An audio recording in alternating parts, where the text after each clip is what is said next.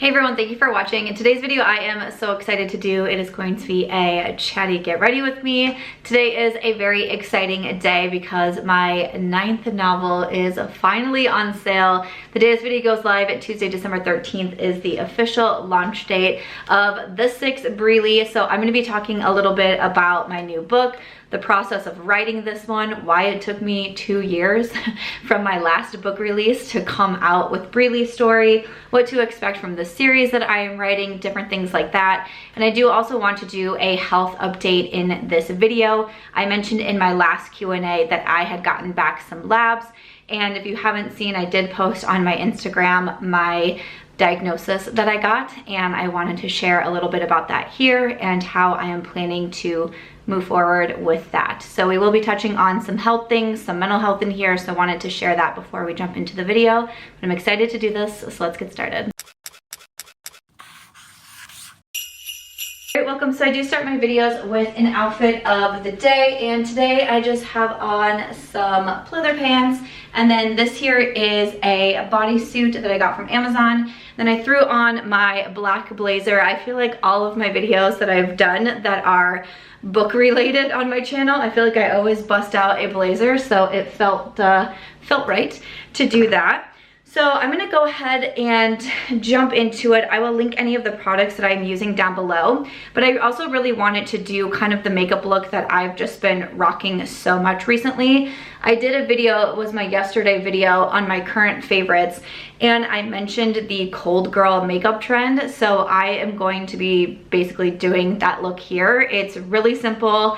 I got so many requests to show a demo of the eyeshadow look that I've been doing. Just wait for it because it's pretty intense what I'm about to show you. But I thought it would be fun to run through this makeup look that I'm just doing so much while we get ready together. All right, I've been talking recently about how much I am loving the e.l.f. Power Grip Primer, so I'm definitely starting with this one. The e.l.f. primers really do impress me, and I have been dealing with some more acne recently. I think a lot of it is stress related because of my book release. It's just always a stressful time. Vlogmas, I'm posting videos every single day. And then again, some health things, which a lot of it is stress related. So one thing that I like to do is use a good sticky primer like this one from e.l.f. And then I do use like my Nars pot concealer. I've been really talking that one up, and a different technique with my powder, which I will show with you because I've been talking about that recently as well. So again, it's just kind of like a demo of some of my makeup favorites that I've been touching on recently, but I'm just gonna let my primer kind of sink in for a minute here. Today's a very exciting day, and a day that for a while there I felt like was never going to come. So if you didn't know, or if you are newer to my channel, I am also a self-published author of now 9 novels.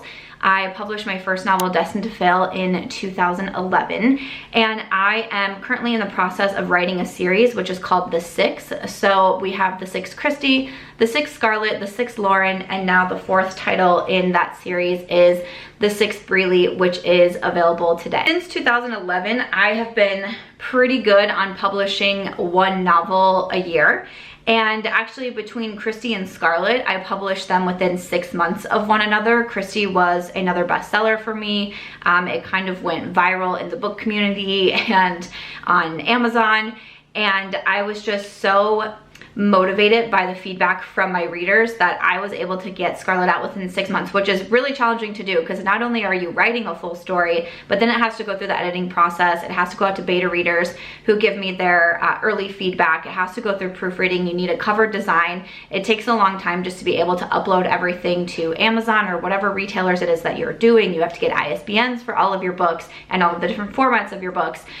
So it just takes, it's a long process to do. So I was really proud that I put those out so closely to one another. And then I also published Lauren in 2019, and in January of 2020 I started writing, like really getting into the writing process for Bree Lee. So I'm going to take my Nars pot concealer in Creme Brulee, my Sephora 57 brush, and I am just going to put this over any areas that I want to cover, but not really blending it in. And obviously 2020 was challenging year for everybody, and a year that no one really saw coming. So, you know, I start writing in January. By March, the whole world has changed.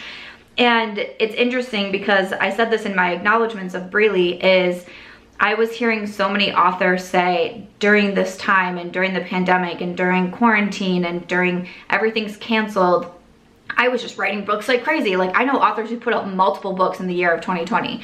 And for me, I had the complete opposite reaction, and I simply froze. It was a scary time. I think especially being self-employed, it was a very scary time of just not knowing what your future looked like, what your financials looked like. So obviously, like, it was challenging. I lost family members. It was scary. I have also been using the Milk Hydro Grip Under Eye Primer. This is a product that I kind of went back and forth on, like, if I liked or if I didn't like. I have been using it recently, and I feel like I'm really enjoying it. My under eyes have been kind of bothering me lately. I did a vlog last week showing my first microneedling appointment. But I feel like this is just kind of helping keeping my under eyes smooth. Sometimes I just go in, like, right before I do concealer, I'll go in with like an eye cream or something like that. But just something to kind of hydrate the under eyes and prep them before going in with my concealer. And again, I let that kind of dry down a little bit. But also in 2020, you know, not only were we dealing with COVID, I was also in the process of infertility treatments with my ex-husband, which is very challenging on the body, on the mind, on the spirit. My ex-husband and I decided to separate and then divorce in 2020. By September of that year, I was trying to make next steps for what my future was gonna look like, which also entailed a move from Iowa to Las Vegas, which I did in April of 2021. So obviously my personal life was in complete turmoil in 2020 and 2021. I was also trying to launch a business, which I subsequently did as well. I have BY SAMANTHA MARCH, and we have planners and notepads and sticky notes, and the books are available on bysamanthamarch.com as well. But there was just so much happening that it seemed like the last thing that I could do was write. And also, it was so challenging to write Bree Lee's story because her character is pregnant. And her character, when I plotted out this series back in like 2016, like, her character has always been pregnant. When I published Lauren, you get the prologue of the next book in each of the previous titles, so you know what's coming next and you know what character is going to be next. So Bree Lee was already out there that she was pregnant. You already read it in the prologue. She's taking the pregnancy test. So I'm also now going through fertility treatments, sobbing every single month that I get my period, taking so many different supplements and having dye tests and doctors and nurses looking all over me, doing ultrasounds of how many eggs I have, and just so much happening with that process. At the same time, I'm writing about a character who's horrified that she's pregnant and doesn't want to be. It was so hard to be able to detach myself from my personal life to be able to write Bree Lee's story and write it in a way that I felt confident with and that I felt like I was writing a good book. It was so challenging for me. But before I moved, I made sure that I had my first draft finished because I wasn't sure what was going to happen when I got to Las Vegas. I'm going to use my Charlotte Tilbury Radiant Skin Concealer in the shade 5 for my under eyes. Since I didn't know what life in Vegas was going to look like, I said the one goal I set out for myself was you have to have the first draft of BREELY written before you move. And I finished it in March of 2021.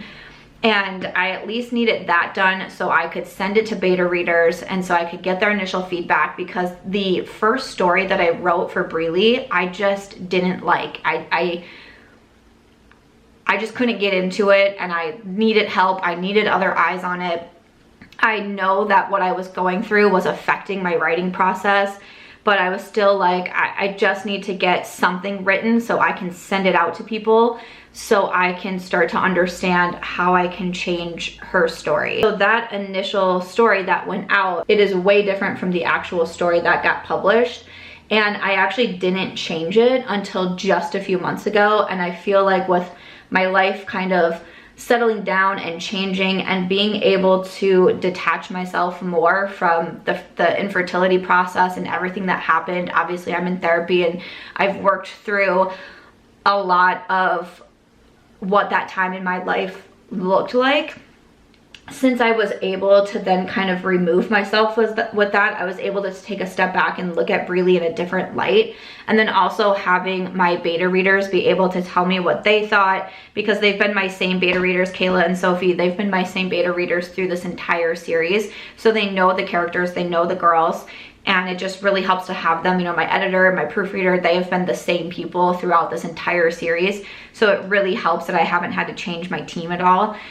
So to be able to get feedback, I was then able to change Bree Lee's story to where I feel like it's really powerful, and the decisions that a woman goes through when her entire life is going to change through a pregnancy. I feel like I was able to write Bree Lee's story in a way that makes me feel really confident to put it out and really happy that I put it out. And I'm just really proud of the way that her story came out. But that's a little bit about why, like, I would get so many questions even in 2020 of people saying like, when is Bree Lee coming out? When's the next book in the 6 series coming out? And I was like, I'm frozen. I don't know what to do. I can't write. Like, I have dealt with writer's block before, but nothing like what I experienced in 2020, and I just felt like I was letting everybody down. It was one of my biggest fears with writing a series was, what if I can't finish it?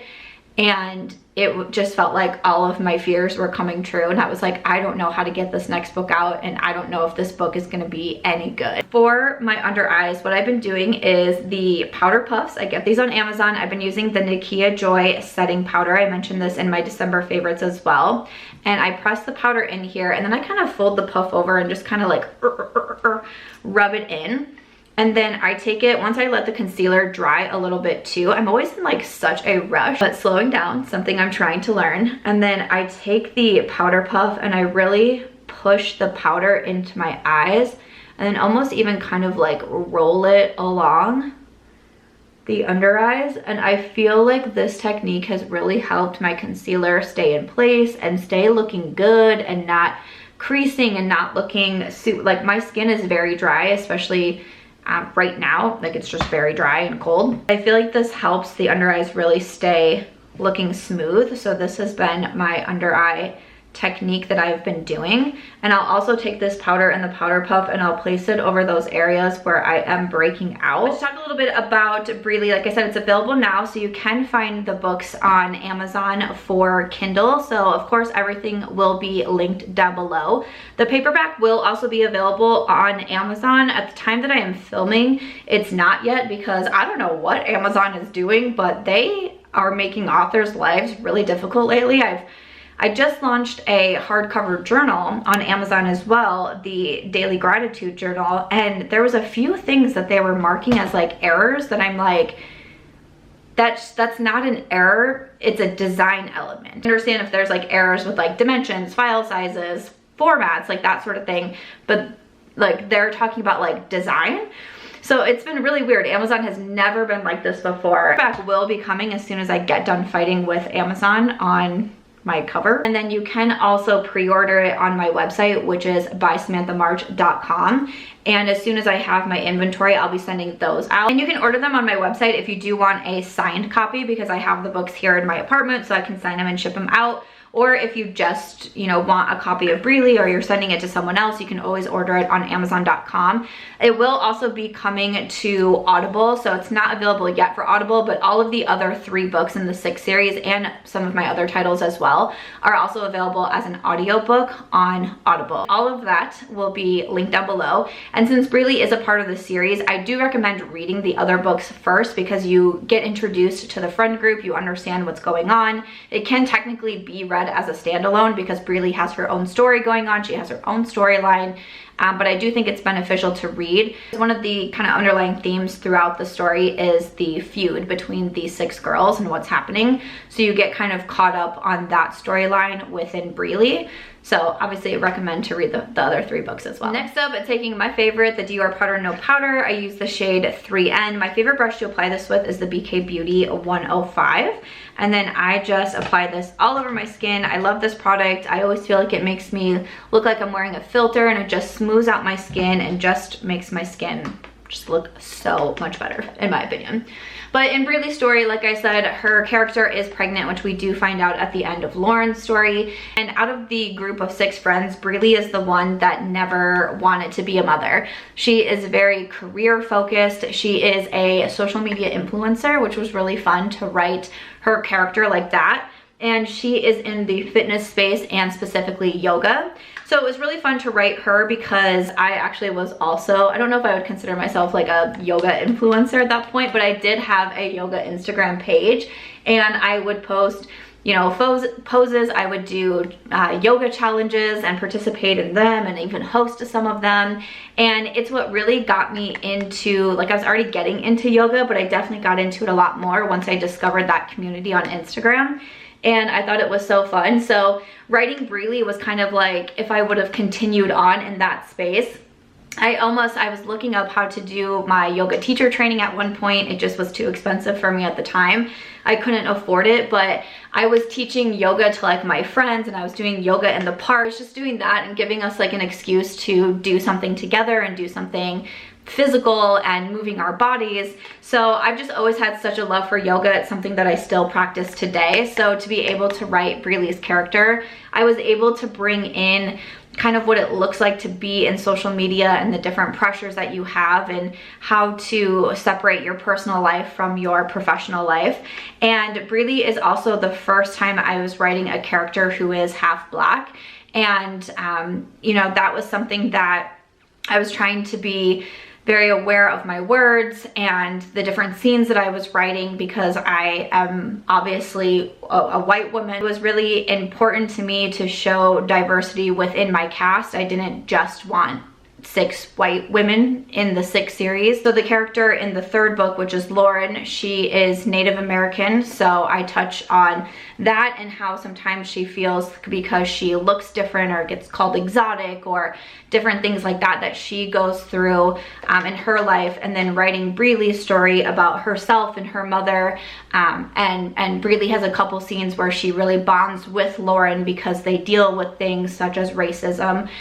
So that was just something that was an important part to me. I didn't want to just write about 6 characters that all look like me. When I was first thinking about writing the series, I definitely think about The Babysitter's Club from Anna Martin. It is a series that totally shaped my life and I think really made me want to be a writer. I was able to escape into these stories about this group of friends when I was young and going through some of my own hardships in childhood.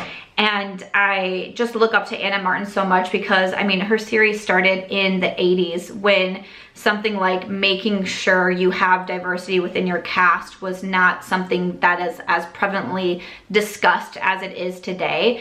And it's just something that I've always thought of, is that when I read The Babysitter's Club, there was so, in my opinion, I feel like there was so many girls who could read that and see themselves amongst one of the characters. And it was something that always, you know, as I got older, it was something that really did stick out to me, and it was something that I definitely wanted to embody with my own series.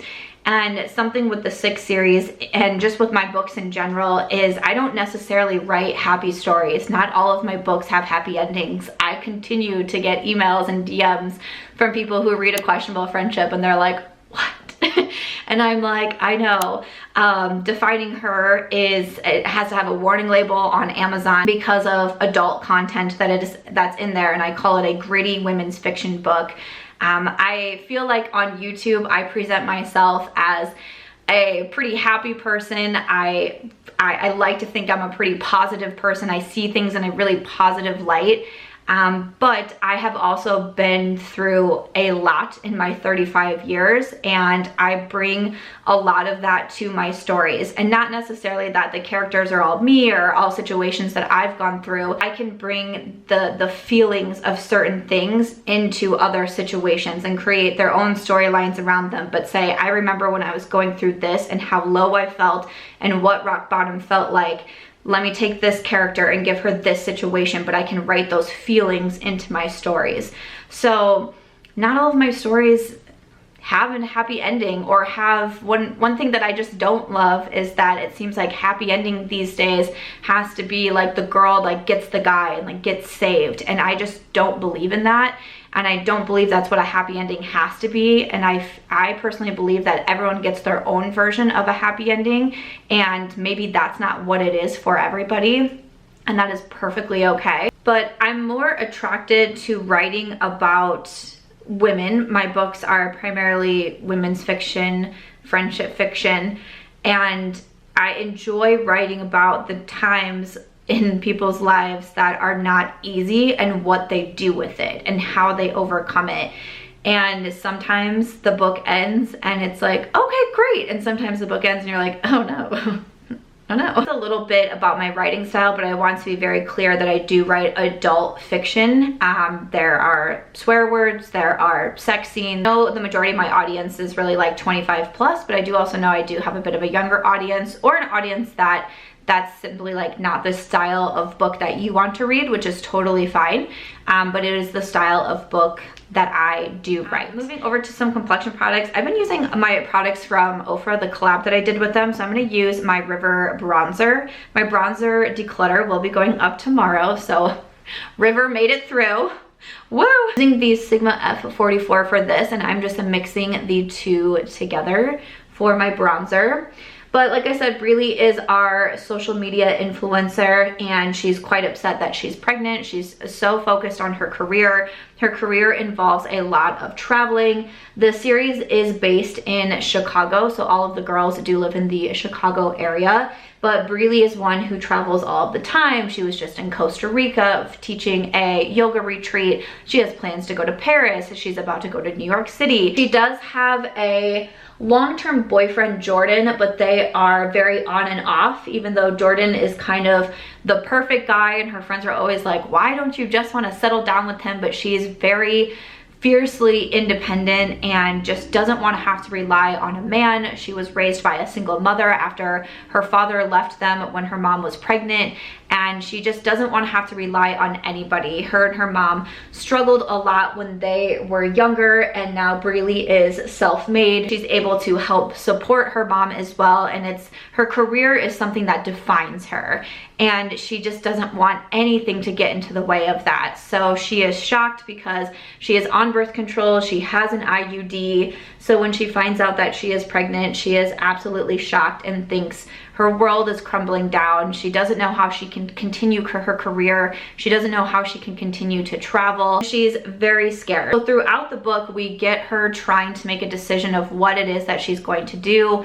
We obviously have a lot of involvement from her boyfriend, Jordan, who he's excited about the pregnancy and ready to fulfill the role as dad, and really wants to be with Bree Lee, and has kind of stuck by her side all of these years when she pushes him away, and then they end up back together, and you just see her inner turmoil of what it is that she wants her future to look like. I will say that I started writing this book in 2020, and the events that have happened over the last year, especially in the United States, in terms of women's health care and women's bodily autonomy and the right to choose, I definitely did not think I was going to be publishing a book based around pregnancy in a climate like today. But I also have to say that I'm really proud of the way that I did write it, and I'm proud of the way all of the friends handled their conversations with Bree Lee in the story. But it is very interesting to be publishing this book now, but it's also one of those things of maybe there was a reason why it took me a little bit longer to write this book, because like I said, the book kind of went in a different direction in the first half, and this is what I'm really proud of, and the conversations that were had and the topics that were discussed. I'm really proud of it, so I'm glad that it is publishing when it is. But we also have a lot with the other girlfriends, and we know that there is a feud, especially between Scarlett and Tinsley. We find out from Lauren's book, both Lauren and also Bree Lee are kind of leaning more towards understanding Tinsley and what she did, and trying to repair the friendship between the group of 6. So you see Bree Lee and Lauren kind of bond in this story. Lauren in the last book has just broken off her engagement to her high school sweetheart, and she's trying to figure out single life. There's a really funny scene that I loved writing in when the two girls go to New York City together. I had a lot of fun writing that scene for Lauren, but you see the two kind of bond because they want to repair the friendship between the 6 girls, but you understand towards the end of the story that we still don't really understand what's going on with Tinsley. I know a lot of you are looking forward to her story, and I sure am as well. I'm using the blush in Chick Lit, which again, Chick Lit is what I classify these novels as, the genre of novels that the 6 series is Chick Lit, using the Sigma F40, and I've just kind of mixed the two sides together here. You also get a sneak peek into the next story, so you do get to read the prologue for book 5 out of the 6 series at the end of Bree Lee, and I'm really looking forward to writing what will be my 10th novel overall. And it was fun to write too. There's some particular scenes that the girls call themselves the bucket list babes, and in the first book they decide to make this bucket list of things that they want to do,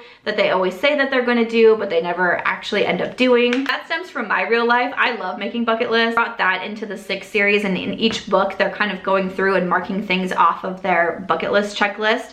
And I really loved some of the scenes that I wrote for what it is that they are now focusing on, that's a little bit more personal and a little bit more like on the inside versus just like doing karaoke and running their 5K and doing this brewery tour. It's something that's a little bit more personal and kind of directly ties to Bree Lee and what she's going through and what they came up with for their bucket list and their kind of dare to one another and their challenge to one another. Bree Lee really takes that on when it comes to her pregnancy and what it is that she is deciding to do. And I would love if you read the story. I hope that's a part that resonates with you, and you know, this is publishing right before we started New Year, and I hope it gives you a boost or some motivation to do something daring in your own life. And that's what each of the girls are kind of working through in this story. I'm gonna do my brows off camera. I'm just using my Lawless brow pencil, a favorite of mine. So that is a little bit about Bree Lee, my writing process, why it's taking me so long. And I'm so excited. I'm so thrilled that this book is here. And, you know, in my acknowledgments, maybe I'll just read it. Maybe it'll be easier. But I talk about I don't know if this is gonna be easier or harder, but I talk about the encouragement that I received from my online community. And I said, there are too many moments it felt like too much, too hard, too heartbreaking. The online community I've been a part of since my early 20s has saved me more than once, and I don't know how you can ever explain how momentous that truly is. I look around my apartment now at the life that is so different from what it was when I typed the first words for Bree Lee's story. And while I will probably forever feel sadness on the chapter that was closed, I know how grateful that I am a new book was opened for me with fresh pages to create a new storyline. Thank you to everyone who has supported a very tumultuous 2 years of my life. Finally being able to publish Bree Lee feels like a dream, and somehow like a final closure on that dark time. Life's a draft, and a new chapter is just beginning. All right, made sure to do all of that before we get started with the eye look. But again, thank you so much for the constant encouragement and love. I hope that you enjoy Bree Lee's story, and I'm so thrilled that she is available today. So again, the links to Amazon and BY SAMANTHA MARCH will be down below. And moving over to the eyes, like I said, like I've been saying in some of my videos, I've just been using a lot of ColourPop Super Shocks. I'm gonna use one of my favorites. This one is in Ladybird. I think that it's so beautiful. This is one of the Super Shocks that's available on the ColourPop website, and I have a code with them, which is March Beauty, but it's also available at Target. I believe it's in a duo set. And I was seeing people say like, I really want a demo of your eyeshadow, so here we go. I'm just gonna run my pinky into Ladybird. I know, everybody watch out. I hope we're paying close attention. And then I am going to run that all over my lid. Pick up just a little bit more. And this is what I do. I don't do even like a matte in my crease. I am really just doing the one ColourPop Super Shock and applying that all over. I do a little something with liner as well, so I will also go through the demo of that, but for my actual eyeshadow, it truly is a one and done. I think it's easy to do, it's simple to do. I love the ColourPop Super Shocks, they're more affordable. I've just been rocking the one eyeshadow look for several weeks now. I did also just spray my face with the Fix Plus. Usually I do that after my brows, but I totally forgot. So I'm gonna do that, and then I will show you what I do with my liner. So I've been hyping up these Glossier eyeliners for such a long time, but I love them. They are so easy to use. They're so beautiful. So I just use the one in black is what I've been going with. And I just put a little bit on the outer part of my eye, like nothing too crazy, because then I'm gonna take a brush and wing it out. And then I take the Sigma EO5 liner brush and I start to create just a little wing. Again, it's nothing too much, it's nothing too serious. I just think it adds a little bit of something. If I need to, sometimes I'll just pick up some more liner directly from the eyeliner and add just a little bit more and create like more of a soft wing with the eyeliner. Then I do also take this on the waterline and I do tight line with it, like so.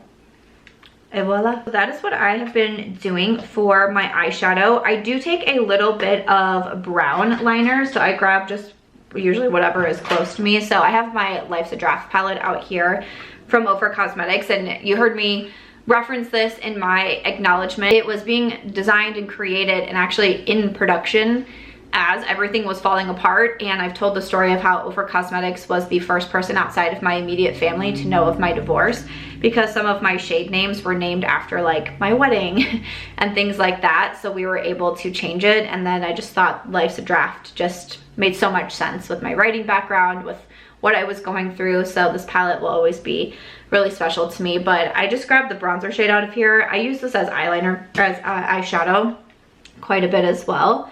And then I just smudge a little bit of that brown on the lower lash line. So I mentioned that I did also want to give a quick health update in this video. I did a Q&A. I did get a lot of questions on my health because I'd been kind of documenting here on YouTube what had been going on. And just a quick recap, there's longer videos if you'd want to watch them, but last year October I started not feeling the best. I was having really low energy, a lot of brain fog. I started gaining weight. I gained like 30-40 pounds within 3 months. So that was very alarming to me. Even though I was struggling to eat, I was starting to get physically sick after every meal, especially around January, February of this year. I could barely keep anything down, yet I also couldn't stop gaining weight. And I was like, okay, I'm concerned.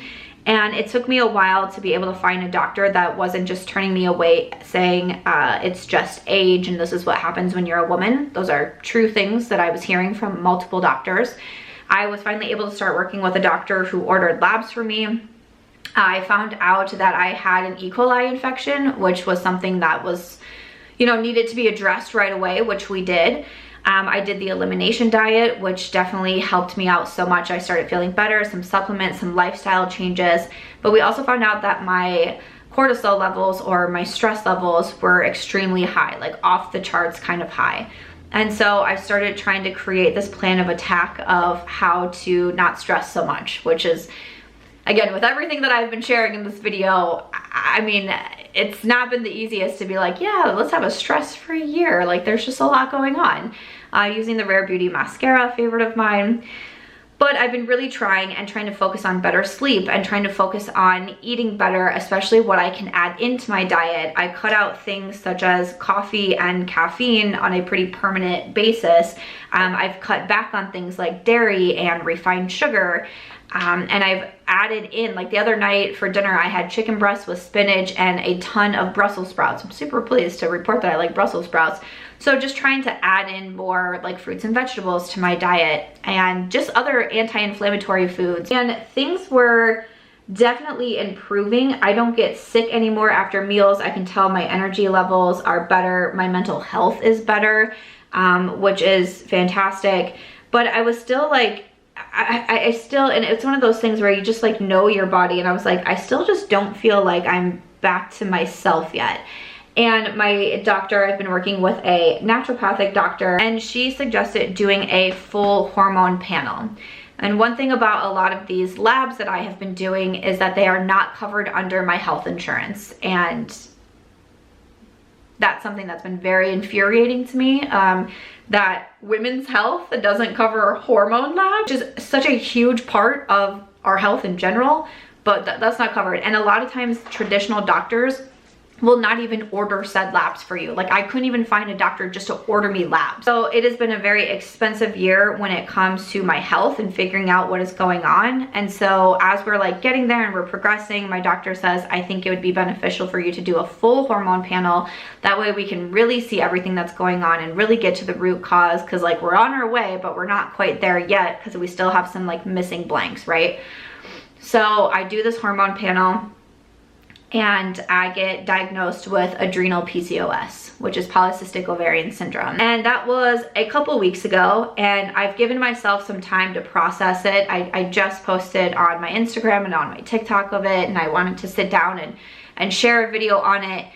But I was not surprised in a sense, because I had wanted to be tested for PCOS when I was going through infertility.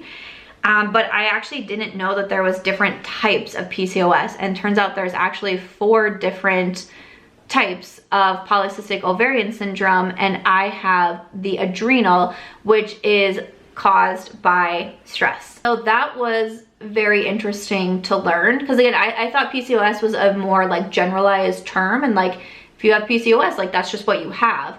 But there's different types, they have different symptoms, they can have different outcomes, there's different ways that you can try to manage your symptoms through them. It was very eye-opening to me, and I don't have all the answers for sure. You know, I'm still obviously working with my doctor on it and doing a lot of my own research. It's definitely been a learning experience, and with this diagnosis, I am just going to be learning more and more, and how to handle my symptoms and how I can work so I can continue to feel my absolute best and not let having PCOS define me. It's just another part of my story, and something that I will overcome and I will get through. And I am someone who am pretty open on the internet, and I always say it's because I hope that I can help other people through this. And you know, when I posted it on Instagram of the diagnosis, the overwhelming amount of comments that I got from other women who have PCOS, because it is quite, it's crazy to me of how common it is, yet still it's also the amount of women that have said, I think that I have this, but I can't find a doctor that will even order me the labs and just everything. And what's crazy to me is I look back at the time where I was trying to get pregnant and couldn't, and I went in for testing at my, you know, regular clinic, and they ran a few tests on me, and they said, okay, your body doesn't ovulate, which is why you're not getting pregnant. So here, take these pills that will push your body into ovulation, and we'll see what happens. Did that for 3 months. My body still wasn't ovulating. I still wasn't getting pregnant. And they said, there's nothing we can do for you. We have to send you to a fertility clinic. The fertility clinic goes bam, right into everything that they do, right?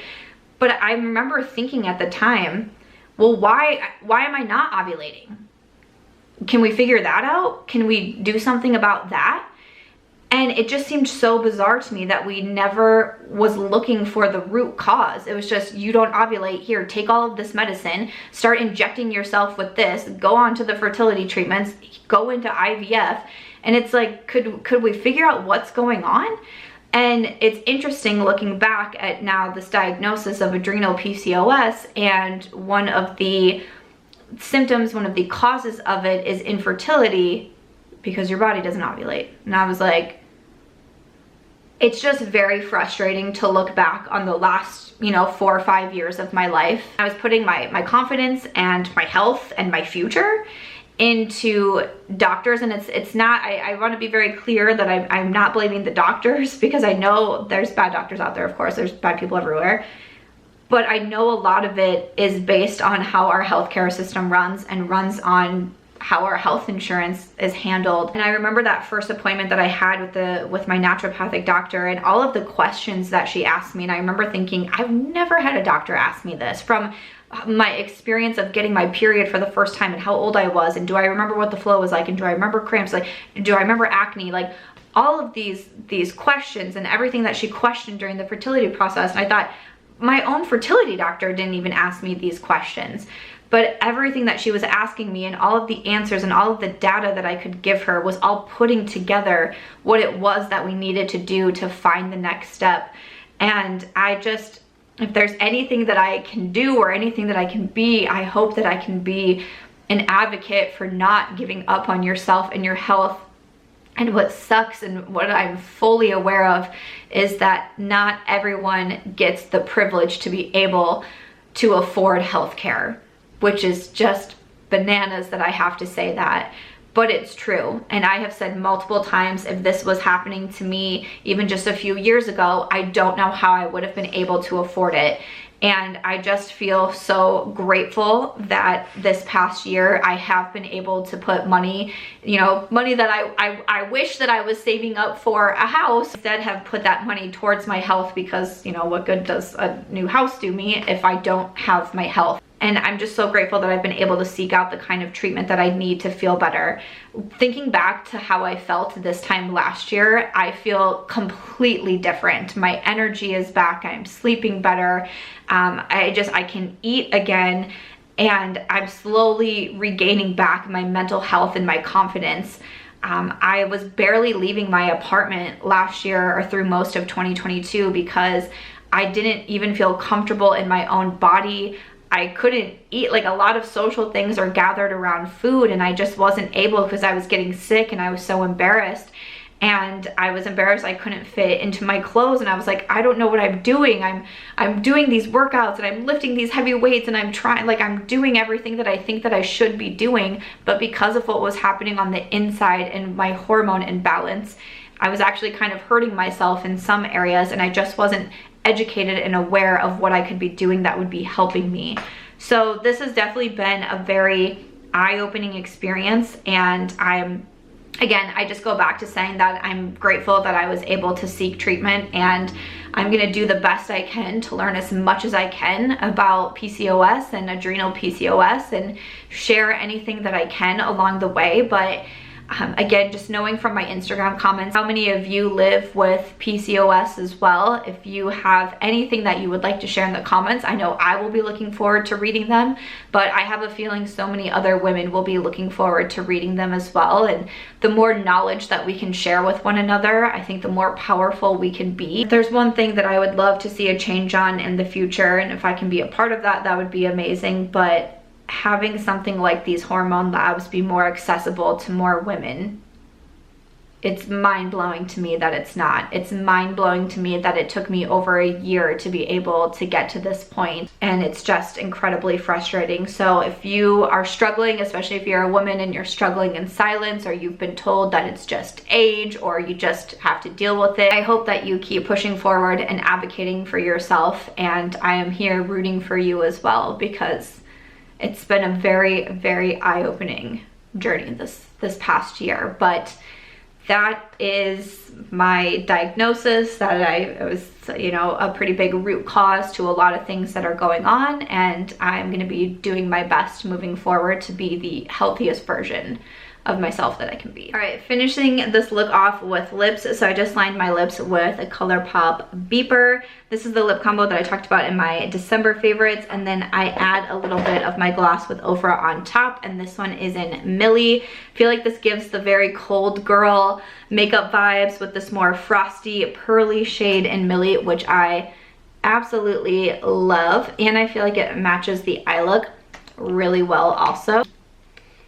Beautiful. Love it, love it. So this is basically how I've been doing my makeup for the past several weeks here, and I really like it. I feel very confident when I rock this look, and the eyes, the lip combo, even just my base makeup, I'm not even wearing liquid foundation, but I feel like this looks so beautiful. It always holds up so well on me, and I've just been loving it. But that is going to do it for today's Chatty Get Ready With Me. Thank you so much for sticking with me through this video. I hope that you are excited for Bree Lee. All of her links will be down below. If you do read the book or any of my books, it is so helpful if you review them on Amazon. That is a big way within the Amazon algorithm that it helps to push out the books. So leaving an honest review is always so helpful to me. So again, if you read the book, I would love if you would review it. Thank you all so much for your support through my writing, through this health journey, just through all of the changes that my life has looked like. I have